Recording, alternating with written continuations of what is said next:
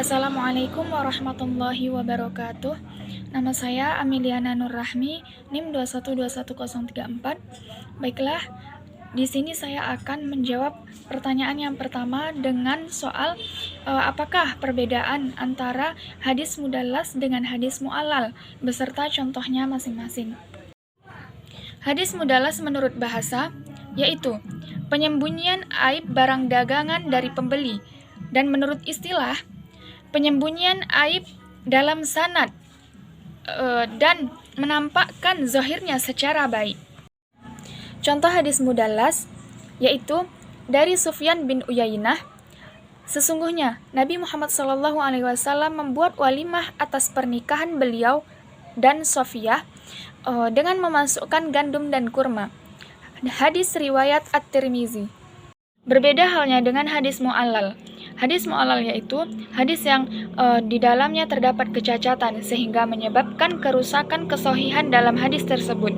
Padahal secara zahir hadis tersebut terbebas dari cacat tersebut.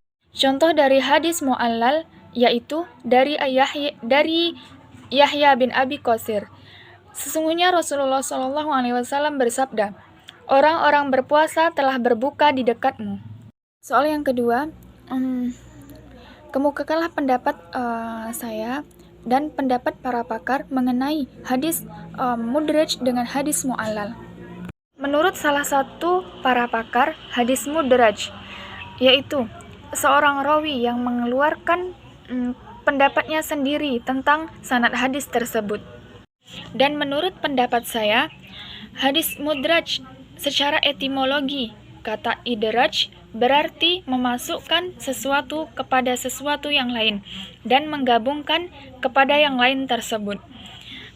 Jadi dengan demikian hadis tersebut adalah hadis yang berpendapat padanya tambahan dan bukan berasal dari hadis tersebut. Sedangkan hadis maklub menurut para pakar yaitu pergeseran antara satu lafaz kepada lafaz yang lain dari sanadnya atau matanya. Menurut pendapat saya, hadis yang menggantikan suatu lafaz kepada lafaz yang lain atas sanad atau matanya dengan cara mendahulukan atau mengakhirkannya. Kedua hadis ini adalah dhaif karena tidak dapat dijadikan dalil dalam beramal. Soal yang ketiga adalah jelaskanlah hadis yang menjadi syarat mudharib beserta contohnya. Yang menjadikan hadis itu mudharib yang salah satunya adalah yang pertama, adanya beberapa versi dalam suatu periwayatan. Yang kedua, semua versi itu setara sehingga tidak dapat ditarjih atau dipilih di mana yang kuat. Yang ketiga, tidak bisa ditemukan jalan tengah.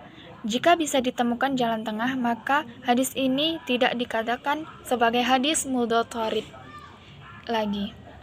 Contoh dari hadis mudharib yaitu Abu Bakar radhiyallahu anhu bertanya kepada Rasulullah, "Wahai Rasulullah, rambut engkau telah beruban." Kemudian Rasulullah SAW pun menjawab, "Aku telah dibuat beruban oleh surah Hud, Al-Waqi'ah dan Al-Mursalah."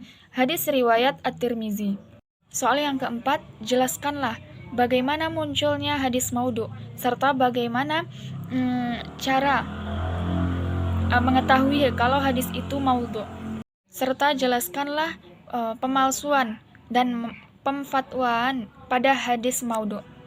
Sebab-sebab adanya atau datangnya hadis maudhu itu, yang pertama sebab politik, yang kedua sikap fanatik terhadap bangsa, bahasa, suku ataupun pemimpin, yang ketiga orang sering membuat karangan cerita atau kisah-kisah, yang keempat perbedaan pendapat dalam masalah ilmu fikih dan ilmu kalam. Soal yang keempat, jelaskanlah bagaimana munculnya hadis maudhu serta bagaimana cara mengetahui kalau hadis itu maudhu. Serta jelaskanlah pemalsuan dan pemfatwaan pada hadis maudhu. Sebab-sebab adanya atau datangnya hadis maudhu itu, yang pertama sebab politik, yang kedua sikap fanatik terhadap bangsa, bahasa, suku, ataupun pemimpin. Yang ketiga, orang sering membuat karangan cerita atau kisah-kisah. Yang keempat, perbedaan pendapat dalam masalah ilmu fikih dan ilmu kalam. Cara mengetahui hadis ini maudhu, yaitu yang pertama, adanya pengakuan dari pembuatan. Yang kedua, maknanya rusak, dalam arti bertentangan dengan Al-Quran. Yang ketiga, matannya menyebutkan janji yang besar untuk perbuatan yang kecil. Yang keempat, rawinya pendusta.